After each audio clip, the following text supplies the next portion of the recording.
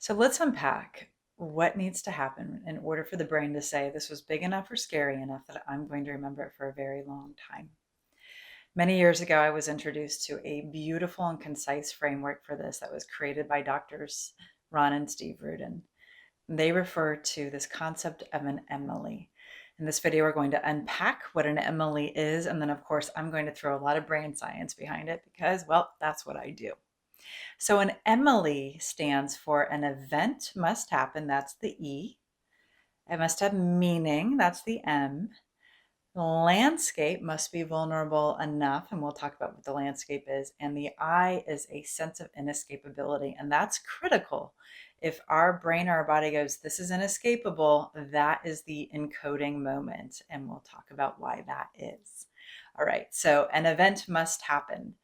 Well, that's clear, right? If you're just sitting on your sofa and nothing's going on around you, and then all of a sudden your brain goes into a very rapid firing state or a trauma response, and nothing has happened in your immediate environment, that probably means you've been triggered, which means that something from a past E.M.L.I has shown up and caused you to have that mental, emotional, and neurobiological response.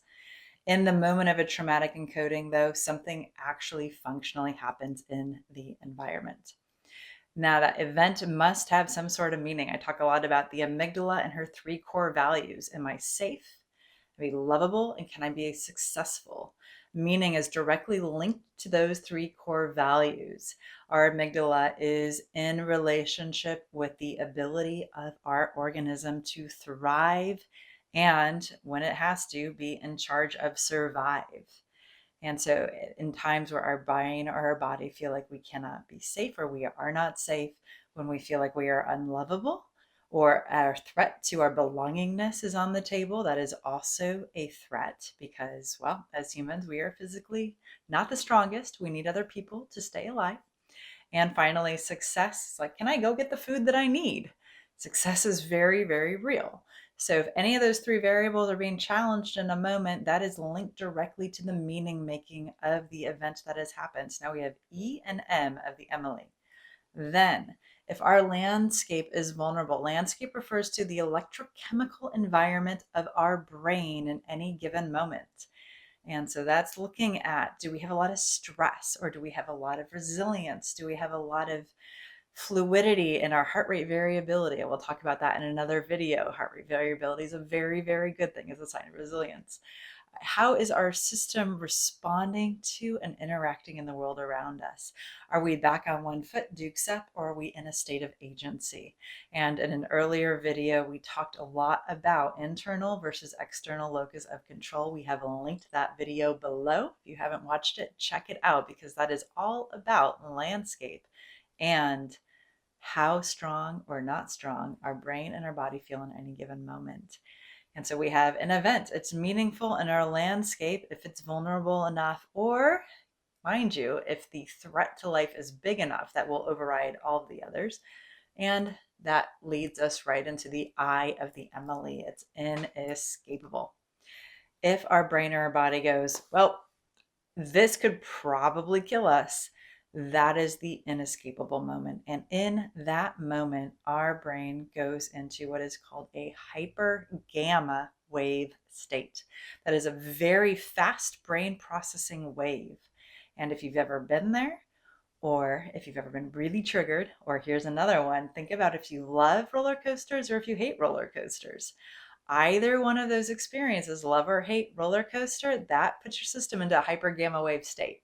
Why? Because inescapability is all about doing things that our system is unable to make conscious choices about getting out of. That's what happens in an inescapable moment. And if you strap yourself into a steel box on a roller coaster and then go all the way up 60, 80, 100 stories and then plummet towards the earth, we're not supposed to do that as humans. Whether you love it or hate it, that's a hyper gamma wave state, very fast, rapid processing. And if you love it, it won't encode as a trauma. If you're aware that it's a roller coaster ride, and even if you hate it, but you know you're going to get off, it won't encode as a trauma because of the meaning making is not there. So these four variables interact a lot. And you have to hit all four for the system and code. There has to be event.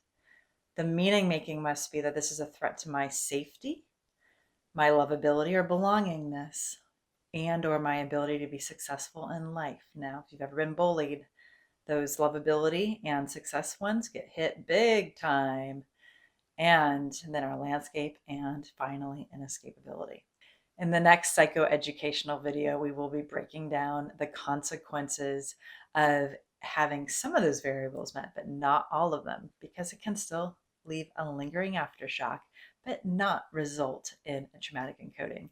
And as we go deeper into the series, we'll also be exploring how we can have E.M.L.I moments that don't result in PTSD. Instead, they result in something known as a PTSI, a post-traumatic stress injury, and how that impacts our mind and our body going forward. There's so much to unpack here. These are my favorite things. You can probably tell from my energy. And if you love these things too and you want to learn more, like this video, leave comments, let me know what you want to learn about, or of course, head over to the TikTok channel where I answer your questions, one video a day.